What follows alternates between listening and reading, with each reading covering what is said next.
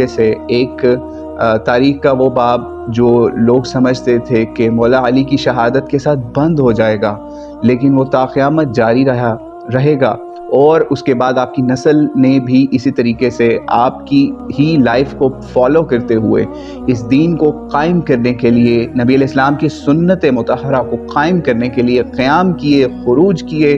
اور پیچھے نہ ہٹے۔ یہی وجہ ہے کہ آپ کی نسل کے اندر سے، امام حسن کی نسل سے بھی، امام حسین کی نسل سے بھی، آگے ان کے بچوں کی نسلوں میں سے بھی ایسے آپ کو بڑے بڑے امام نظر آئے کہ جنہوں نے دین کو قائم کرنے کی کوشش کی، اور اس کو قائم کرنے کی کوشش میں ظالم حکمرانوں کے سامنے بھی کھڑے ہوئے اور اس میں شہید کر دیے گئے۔ تو اللہ کی کروڑوں رحمتیں، سلام ہو، صلاۃ و تسلیم ہو مولا امام المتقین امام علی علیہ السلام کے اوپر، اور اس کے ساتھ ہی ہمیں اجازت دیجیے۔ السلام علیکم ورحمۃ اللہ وبرکاتہ۔